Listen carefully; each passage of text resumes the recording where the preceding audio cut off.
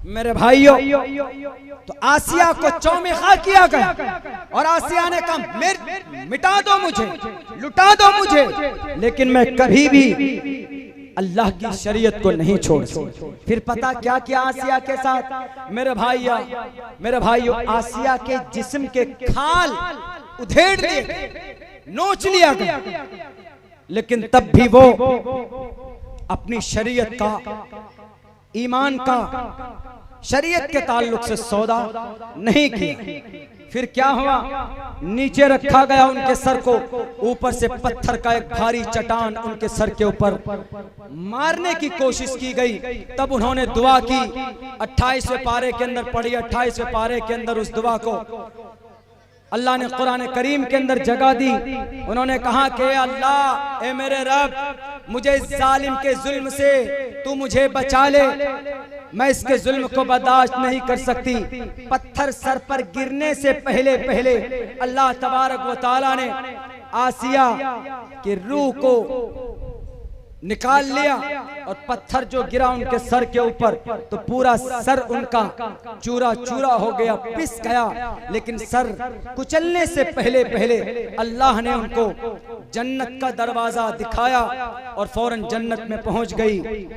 लेकिन उन्होंने ईमान का सौदा नहीं किया, शरीयत को उन्होंने नहीं बेचा।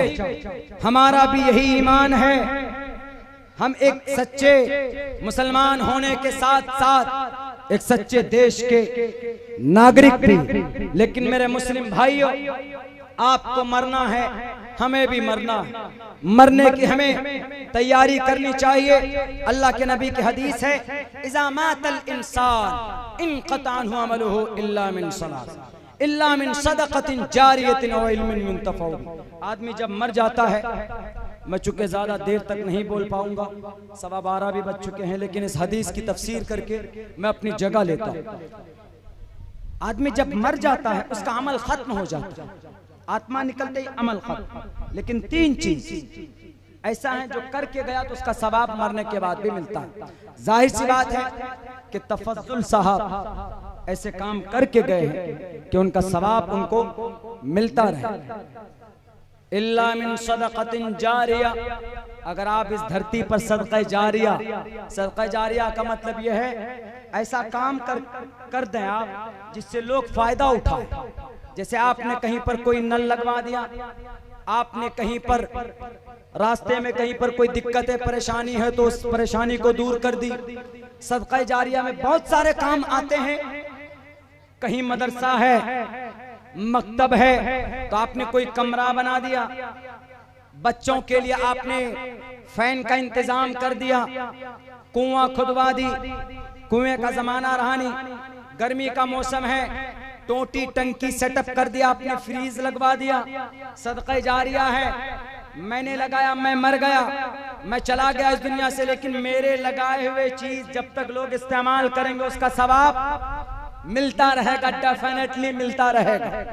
ये मेरा कलाम या किसी नेता का जुमला नहीं है कि झूठ हो जाएगा, बल्कि अल्लाह के नबी की हदीस है। अबू दाऊद के अंदर हजरत हुरैरा रज़ी अल्लाह ताला अन्हु ने रिवायत की, इज़ा मातल इंसान, आदमी जब मर जाता, इनक़ता अन्हु अमलुहु, उसका अमल उससे डिस्कनेक्ट हो जाता, इल्ला मिन सलासा, 3 चीज, सदक़े जारिया, इल्ला मिन सलासा, इल्ला मिन सदक़तिन जारियतिन और इल्मिन युंतफ़अ बिही, या एक ऐसा मदरसा बना दिया जिसमें बच्चे पढ़ते हों, या ऐसी किताब लिख दी जिससे लोग पढ़कर अपनी जिंदगी में इस्लाह करते हों, या ऐसा हाफिज़ कुरान बनाया जो उसने औरों को हाफिज बनाया, या अपनी औलाद को आलिम बनाया, उन्होंने औरों को आलिम दीन बनाया, मरकर चला गया लेकिन हाफिज कुरान बना दिया।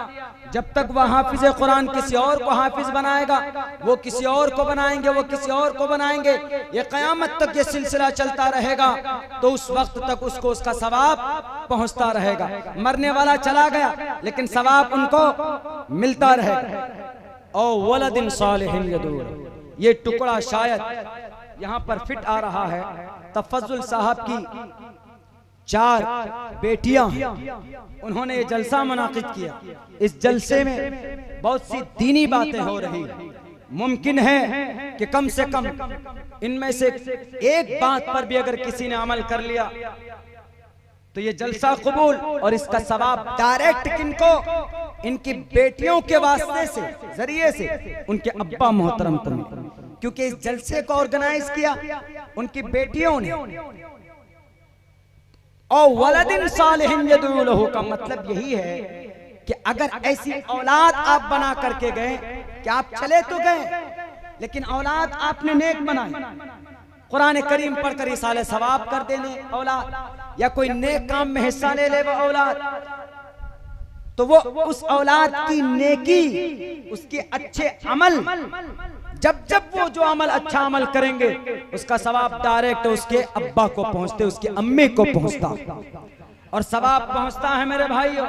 अगर शराबी भी एक बार शराब पीते हुए यूं बोल दे, शराब पीकर भी अगर कोई वो नेक काम कर लेता है, सपोज दैट शराब पी करके मस्त है, नशे में धुत है, लेकिन अगर उसने सूरह फातिहा पढ़कर या कोई नेक काम कर लिया उसने, या नशे की हालत में नहीं था, शराबी है लेकिन वो नमाज के टाइम पे जाके नमाज उसने पढ़ ली, मस्जिद में पाक पवित्र हो गया, उस वक्त शराब नहीं पी थी उसने, मस्जिद में पहुंचा, नमाज पढ़ी और उसने इसाले सवाब की तफज्जुल साहब के लिए, तो बहुत से लोग बोलेंगे हाँ कहाँ, ये तो शराबी है, इसकी सवाब थोड़े ना पहुंचेगा, अल्लाह पहुंचाए, ये तो शराबी आदमी।